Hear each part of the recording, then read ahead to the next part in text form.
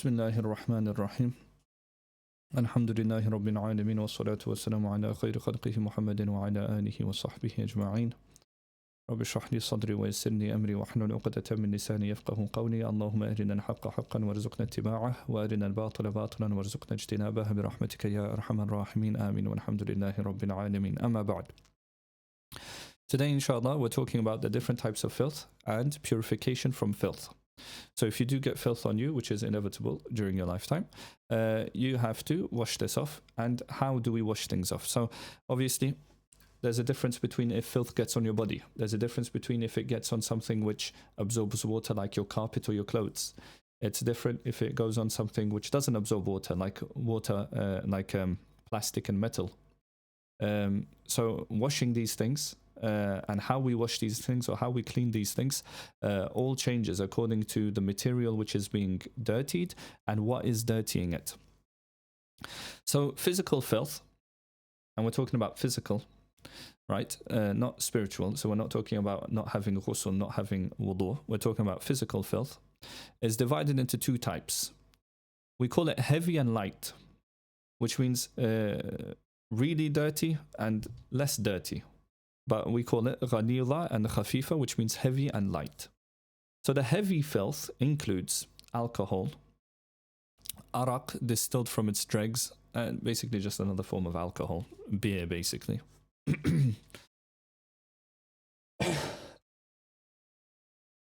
Lawful drinks such as nabid from dates are not filth. Okay. So any form of alcohol and beer is what we call heavy najasa. If it doesn't constitute alcohol, if it doesn't count as alcohol or beer, then we say that it's not filthy. 2, flowing blood. Like we said, not flowing blood isn't najasa. And flesh from the carcass of animals with flowing blood. Okay? And when it says carcass of animals, that's either halal or haram, it doesn't matter. If it's flowing blood, it's najasa. Remember when we said, that's why the halal slaughter method, when you cut at least one jugular vein, you have to then leave that animal to allow all of that blood to be pumped out of its body. And it's nice, if possible, to hang the animal upside down. However, don't do it if it's going to distress the animal. But usually the animal loses consciousness almost immediately because of blood loss to the brain. If you can hang it upside down, that's even nicer to get the blood to drain out properly. A lot of chickens will be cut hanging upside down anyways.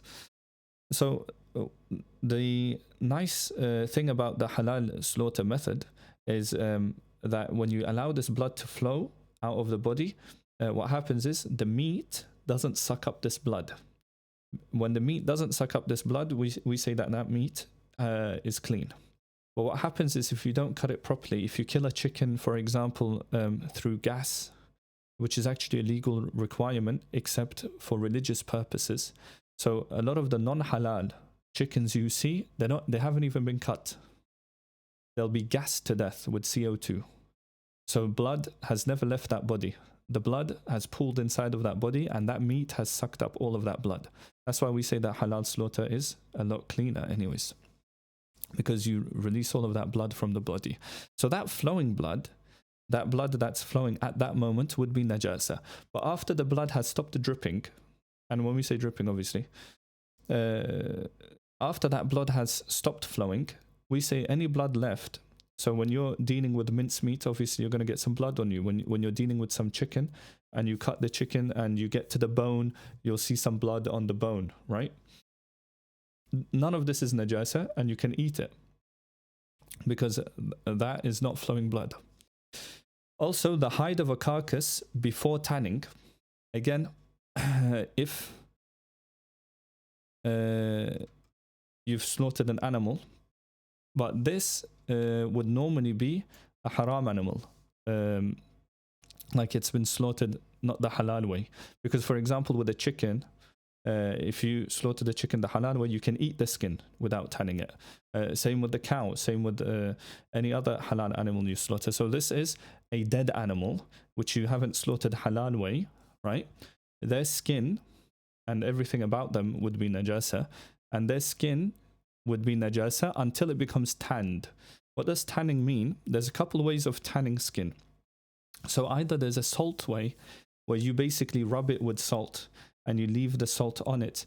That sucks up all of the moisture and you get what's left, tanned skin, which is leather, right? Or you can hang it up in front of the sun in sunlight, and the sunlight removes all of the moisture from it, and then it becomes leather. There's a couple of other methods of doing it. I believe there was also a mud method. I'm not too sure about that. But there are many methods of tanning, which all basically requires you to remove as much water as possible from the skin, and obviously clean it and then remove all of the moisture from the skin. And what happens, it turns into leather.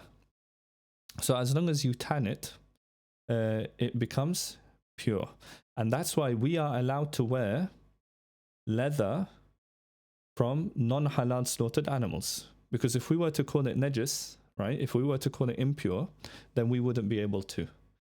We would just say, even if it was tanned, if the ruling was, even if you tan it, it's still haram, then we wouldn't be able to buy or wear leather from non-Muslims, right, that didn't cut the animal the halal way.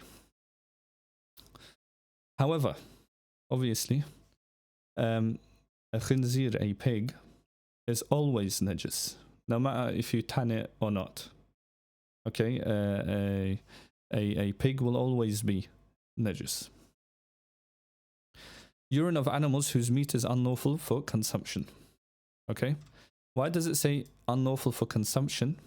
Because those which are lawful for consumptions, they're not heavy, they're light najasa. So that doesn't mean the chicken, or the or like a cow's urine. That doesn't mean the cow's urine is clean. No, that's just khafif najasa. The urine of animals whose meat is unlawful for consumption is ghalidha, is heavy, impure. 5. The excrement of dogs and the excrement and saliva of beasts. When we say beast, what do we mean? Predatory animals like cheetah, a lion. Okay.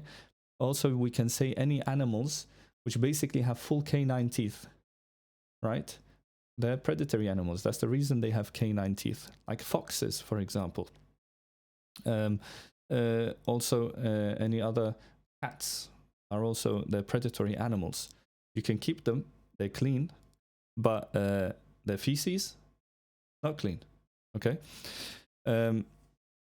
Dogs, in general, you're not allowed to keep them in the house because angels don't like them. They just won't enter your house if a dog's in there. Therefore, we don't keep them in the house anyways, but we can keep them, for example, in the garden if they're a guard dog or they're a shepherd dog. Obviously, we can't use this as an excuse and a fatwa to just keep one. But their excrement and their saliva, the saliva of a dog, is heavy najasa. And we're going to get into the difference between heavy and light. But right now we're learning about what is this heavy najasa. Then we have droppings from chickens, ducks, and geese. Normally there's a difference between chickens that you raise and chickens which are just wild from outside. So normally when we say droppings from chickens, it's a heavy najasa unless you raise the chickens and you know that it doesn't eat anything dirty, right? Because chickens, they'll basically eat anything, right? They'll also eat like dead animals and things like that. Like chickens aren't fussy when it comes to food. That's why wild chickens, we say their excrement will be heavy najasa, but not chickens that you're raising and the only thing that it eats is seeds, for example, that you give it, or whatever chickens normally eat. We say that would be clean because you know what the chicken's eating. But ducks and geese, right? All of these are heavy najasa. Both thick and thin substances that exit the human body and nullify ablution. Okay, so anything that exits your body and also nullifies your ablution, whether it's thick or thin, right? This is heavy najasa. So we could count from that blood, pus, right? Vomit, remember, full mouth vomit breaks wudu.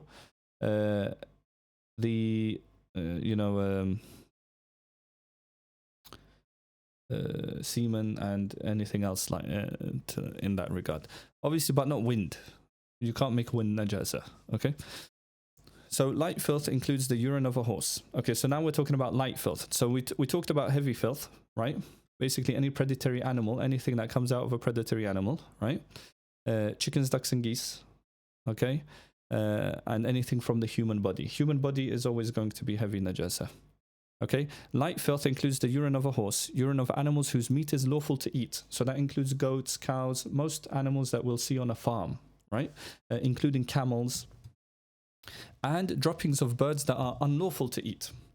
Normally, according to qiyas, according to the Hanafi usul fiqh, we would normally have to say that droppings of birds which are unlawful to eat is heavy najasa, right? So like an eagle, or like a vulture, or similar birds which we're not allowed to eat because they're predatory birds. We're allowed to eat animals. We're allowed to eat animals which eat fruit, which are basically herbivores. But if animals are eating other animals, we don't eat those animals. There's a scientific reason for this, but we just say Allah has forbidden it, so we don't eat it. But there is a scientific reason for this. Usually predatory animals digest their food very quick because they're meat eaters. They digest their food very quick, and because of that, they carry parasites and they carry a lot of filth and toxins in their body. So there is a scientific reason to not eat predatory animals. That's why we don't eat like dogs and cats and those other animals.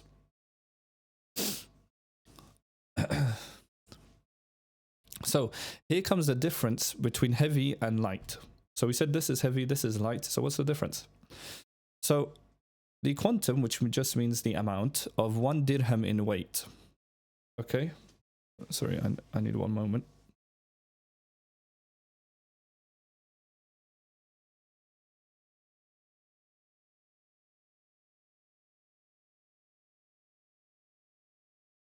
Okay, I'm back. I apologize for that. So the amount of 1 dirham in weight, okay, of heavy filth, for liquids, 1 dirham is the surface area of the inner concave circle of the palm of an outstretched hand upon which water sits. So I've taught this one before, if you remember.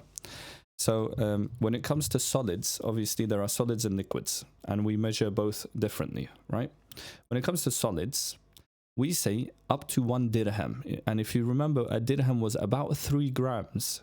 Now there's like 3.2, but no one even knows points of grams, and you're not going to be able to tell that difference. So we say about 3 grams, which isn't a lot, which is very little actually. So basically even a little amount of heavy physical filth is not allowed on the body. Now what about liquid? How much is 1 dirham liquid wise? I've said this before. If you open your hand like this, so let me show it to the camera properly, like this,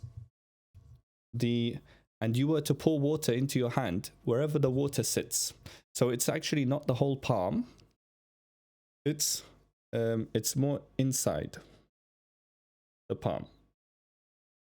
Usually I like to call it about like this big, more or less like this big, right? If you were to do that, that's about how much water you could hold on your palm, like this, right?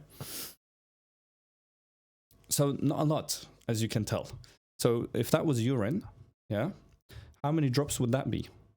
Like maybe 5 drops, yeah, 6 drops, maybe, maybe not even, maybe 4 drops could fill up that much area, right? Because once it comes onto your clothes, right, it spreads, doesn't it, as the clothes soak it in, right? So even 1 drop can be, you know, quite wide.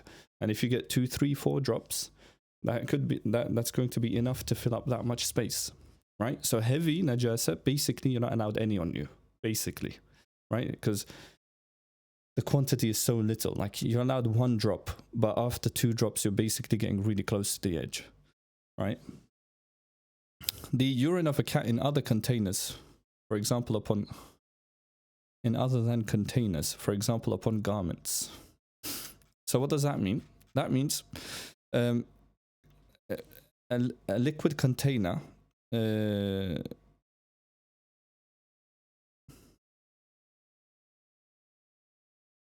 Okay, so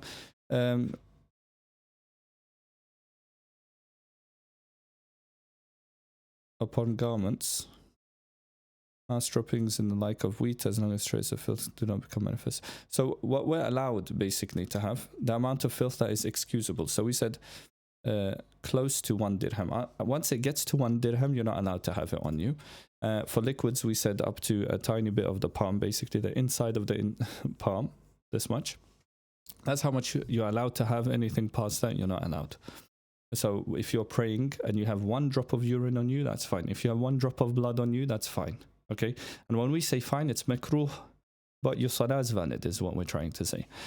Obviously, if you can get rid of it, it's makruh. If you can't get rid of it, then that's not your fault. The urine of a cat in other than containers, for example, upon garments, I'm not sure what it's trying to say there. The urine of a cat normally is heavy najasa. So if it's upon the garment, then again, it's going to be that same, this much. Mouse droppings and the like of wheat. Okay? We're allowed to have that. Why? Because it's impossible to get rid of. Okay? If you think about in modern day, even in modern day, it's difficult, right? But now we have plastic packaging, vacuum bags, we have containers with tight lids, right? If you think about throughout Islamic history, if you told everybody that the second a mouse gets into your wheat storage, right, you might have a huge barrel at home, right? You've spent basically months and months farming, and you've harvested it, and you've now got all of this wheat in your farm, right, in storage. And then one mouse comes in and it does its business in that wheat. Are we going to now say that nobody's allowed to touch that wheat? No one would have famine. No one would be able to eat anything, right? That fatwa is too difficult. That's why mouse dropping in the like of wheat, as long as traces of filth does not become manifest, we're allowed to have it, okay? This is not applicable for garments and liquids though, right? So if a mouse did the same to our water supply, right? And remember, we talked in depth, we learnt in depth about the water. If it's 25 meters squared, so 5 meters by 5 meters, then it counts as a big body of water. Anything less is a small body of water, right? So if a mouse urinated in a big body of water, again, basically nothing would happen. But if it was a small body of water, then the whole water would be najis. So that's why you've got to protect your water more than you protect your food. Okay, and that's also got a scientific reasoning behind it. Soil from the street that unintentionally comes into contact with one, compelled to traverse the streets for his needs, and cannot avoid the filth. The soil on the garment is excused if the body of the filth is not visible on the garment.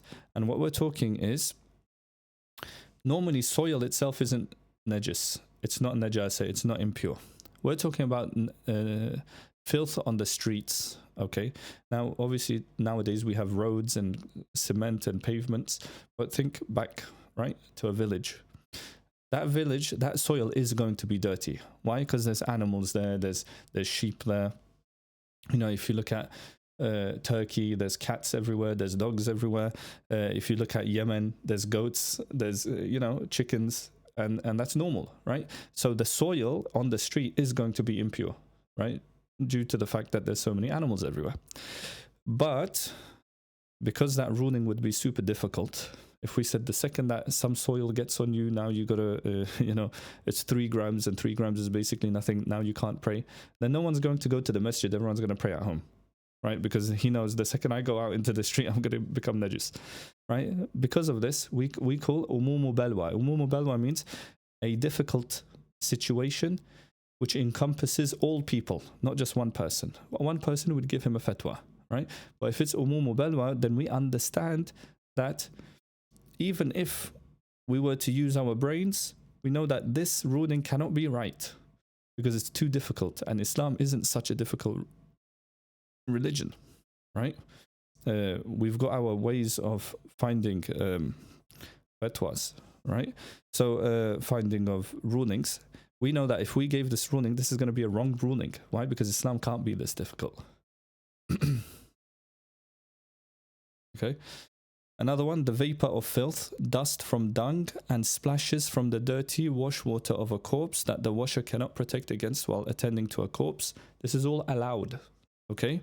So vapor from filth. What does that mean? That means, you know, if an animal just recently did its business, right? There's obviously going to be a smell. Now, if you stay around that smell for a while, or if your clothes stay around that smell for a while, they might adopt the smell of the feces. Even though the feces might be on the floor, your clothes might be up somewhere high up. The vapor will travel, right? And your clothes will start to smell. This is allowed. Okay, so we don't say that, you know, you have to wash your clothes just because the smell came into contact. Dust from dung. Okay, so dust is what? Extremely tiny particles. Extremely tiny particles would be excused because it's impossible to protect yourself against this. And splashes from the dirty wash water of a corpse. And let's say you're washing a dead body. I highly recommend once in your life to wash a dead body. I've done it, and your outlook on life changes. It's like when someone goes to Umrah and they see the Kaaba for the first time. Like there is a before the Kaaba and an after the Kaaba situation for the person, right? Before they saw the Kaaba, they might have been a different person. After they see the Kaaba, they've increased in spirituality. Washing a dead body is the same. You'll never see death the same. You'll never see life the same, because you've just spent ages with this dead body, which used to be a person. You're looking at them like it feels like they could open their eyes at any stage. It just feels like they're sleeping, but you know that they're never going to wake up, and you physically wash them. They can't they can't ignore you. They can't say anything against you. You turn them, they turn. You pick them up, they get picked up.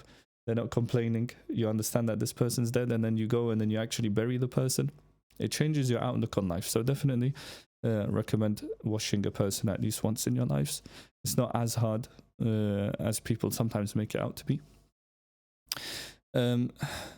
So any water that splashes on you from this, right, is excused. Why? Because you can't protect yourself from it. Water from the fourth washing of a corpse is pure anyways. So after you've washed the corpse from 3 times, that corpse is now pure. So the fourth water would be pure anyways. So what that means is after you've washed the body 3 times, right, and then you have to pick the body up, are your arms and hands dirty? No, because you've already washed it 3 times, right? So after the 3rd wash, that water and the corpse is clean. So if the corpse touches your clothes while it's wet and everything, it doesn't matter. It's fine. So the kefan, so if a question was to be asked, the kefan came off or something, so we use the new kefan, are we allowed to pray on top of the old kefan? The answer would be, as long as the body's been washed 3 times and nothing's left the body, you could pray on that kefan. Obviously, we wouldn't recommend it, but yeah, you could pray on that kefan. It's clean. Light filth, okay, that is less than a quarter of the entire garment or body, even if the garment is large. Now, what does that mean? So we talked about heavy. Up until now, we talked about heavy. How much heavy liquid, how much heavy solid you're allowed to have on your body. And then we talked about things that you're excused from. Like normally, the soil from the outside street would be dirty, but it's impossible to save yourself from it. Washing a dead body, it's impossible. You're going to get drops on you, right? And things like that. So things which are impossible to save yourself from, we say that these things are excused, right?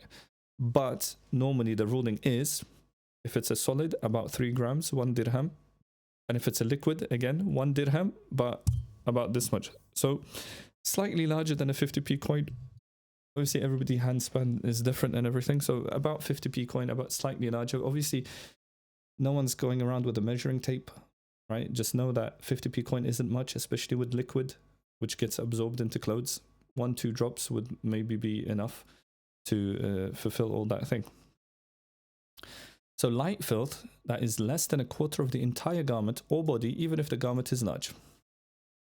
Some scholars of the Hanafi opined that it was reckoned that the filth be less than a quarter effective limb. Okay, so that's how I knew it. This is saying, so there's two opinions here. The whole body and the whole garment, split it into four, as long as the light najasa, which is like the urine of a cow or a horse, as long as it's not up to a quarter, then it's permissible to pray. But the other opinion is not the whole garment, not the whole body, but the limb. So the whole arm, right? Split the arm into four. The leg up until the knee, split that into four. Okay, the body up until the thighs, split that into four. Okay, up until a quarter you're allowed. After a quarter is reached, you're not allowed to pray in it. Okay, so there's two opinions. One says the whole body and the whole garment. The other one says a quarter of a limb, including a quarter of a limb of the garment, which means that if you had a shirt, the sleeve of the shirt, right? If you had a hoodie, a quarter of the hoodie, so the limb of the garment would be taken into account. So that's light. So as you can see, there's a huge difference between something being heavy, where basically you're not even allowed a couple of drops on you, to being light, where you're basically allowed the whole quarter of your body to be dirty, right? Why is the ruling like this? Because if you think about it, don't think about it like you're living in the city in Liverpool or in Birmingham or wherever. Think of it like you're a farmer.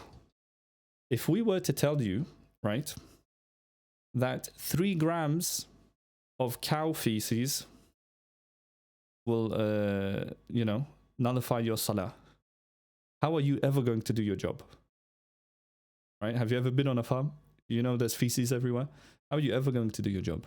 If we told you that a couple of drops of urine from either your cows or your goats or anything is enough to nullify your salah, how are you ever going to become a farmer? No one's going to be a farmer. And these rulings are too difficult. These are animals we eat. What does that mean? That means we raise them. We basically live with them, right? The farmer lives with his animals. He's always with his animals throughout the day. Right? He takes them out, he takes them this, he feeds them, he cleans their barn. He's always with these animals. So these animals' feces are always going to get on him. This urine is going to get on him. So we understand that the ruling about animals which we eat, so basically livestock that we keep and we grow, right? And when I say grow, obviously you understand what I mean. We raise, the urine and the feces has to be clean.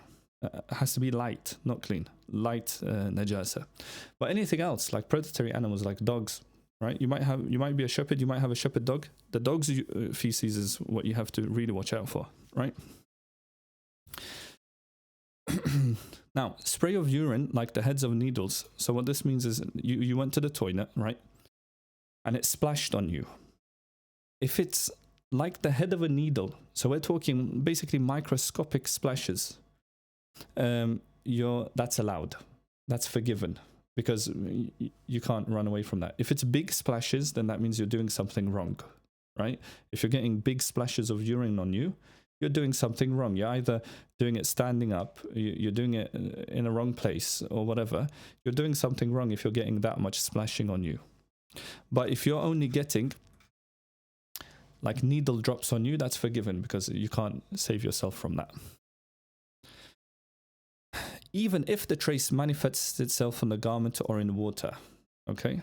But even if you can basically tell from your garment that there's been a tiny little drop there, it's forgiven.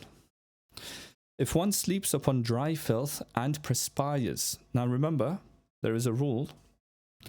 There is no najasa between two dry things. I'll say that again, that's really important. There is no najasa between two dry things. What does that mean? That means if your foot is dry, and you step on carpet, which is dry, but it's impure. So let's just say a dog or a cat has urinated on it and it's become dry. So yes, it's impure, but it's dry. Your foot is dry, the carpet is dry. Your foot touches the carpet. What happens to your foot? Your foot is clean because there is no najasa between two dry things. Okay, with the exception, obviously, if your foot starts smelling of the najasa, then we obviously know that najasa has gotten onto your foot, right? So as long as the effect of the najasa doesn't get on you. So same for if you sleep on a mattress, for example, that your child has urinated on and it's gone dry now. Obviously, you still have to sleep on the mattress. What happens if you perspire? So the mattress is dry, you're dry, but you're no longer dry because now you've sweated, okay? Or walks upon filth with wet feet, okay? One becomes impure if traces of filth manifest upon one. Otherwise, one does not, okay? Again, that doesn't mean just because your foot was wet that you're automatically najis, okay? We're actually quite lenient here. Even if you perspired in the bed, even if you stepped on that najasa with a wet foot, as long as that filth doesn't actually come on your foot, okay, so as long as you can't smell it, or when you look at it, it still looks like a normal foot, a clean foot, that's fine. You can pray, okay? But obviously, the likelihood of that najasa coming onto your foot is quite high at that stage. If filth falls in a river and thereafter comes into contact with one's garment, okay, let's say you're washing your clothes in the river, upstream an animal does its business into the river, okay, and before you realize it, before you could save your clothes, right, it touches your clothes. The garment is impure if traces of filth becomes manifest, so you can see that the filth has gotten onto your clothes. Otherwise, if it just touches it and carries on going, and then you look, there's no trace of it, then it's clean, okay?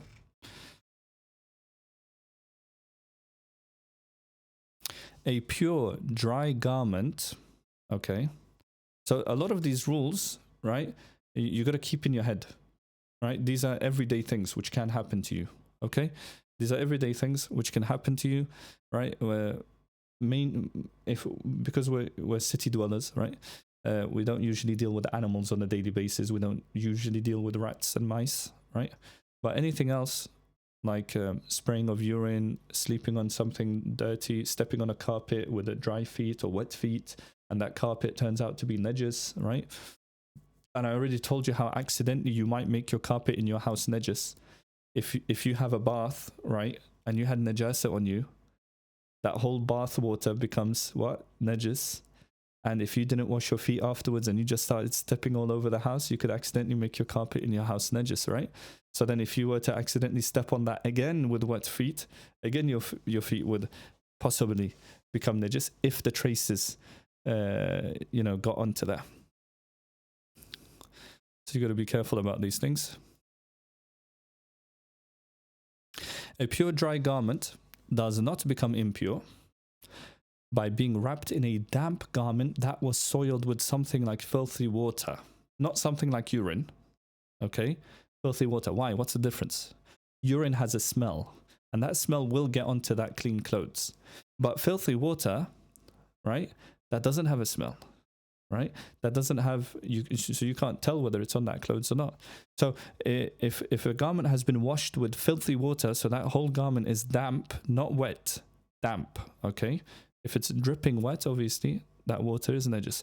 But if it's just damp, as in water's not dripping from it, but it's, damp, and you covered your clean clothes with that, your clean clothes would be clean. They wouldn't get dirty. But if it was something like urine, okay, if the pure garment acquires moisture from the filthy one, but the traces of filth do not manifest, okay, and nothing flows out from the pure garment when you squeeze it, wring it, yeah, nothing flows, then it's still clean, okay? How is this important? This is important. This happened to me when you're traveling and you've only got one backpack and you've got no separation between clean and dirty clothes, okay? As long as the filth doesn't get from that clothes onto that clothes, you're fine, okay? So this is where having this knowledge is beneficial. You've got dirty clothes, okay? For whatever reason, it's wet, it's filthy, it's impure, yani.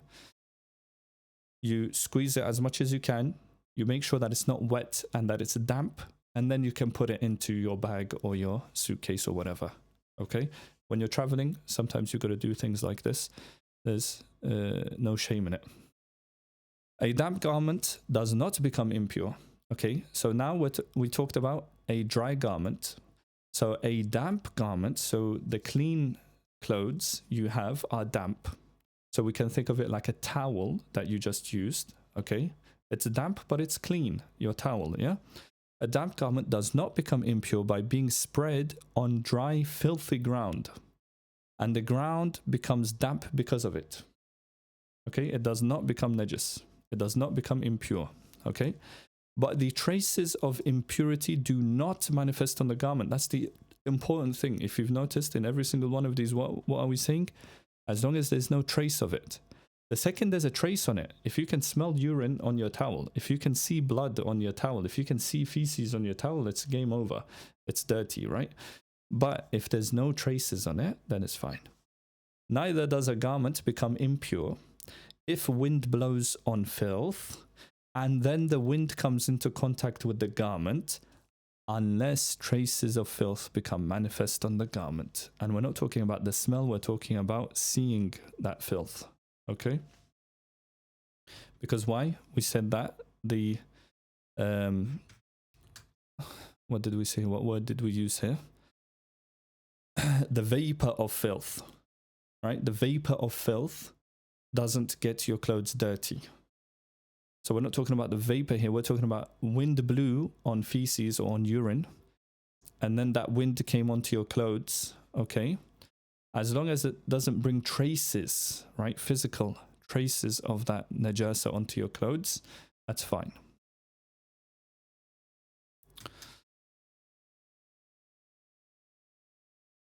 Okay.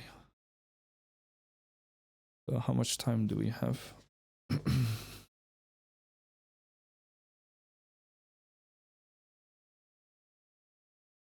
I think we'll leave this to Sunday because it's long and it's basically it's tied with what we just read. It's important that we get this all done in one lesson, right? Purification from filth, right? So we talked about how much you're allowed to have on you, how much you're not allowed to have on you. But let's say you got some on you, how do you get rid of it? Is what we're going to do next week. On Sunday, inshallah. Okay, we'll end here.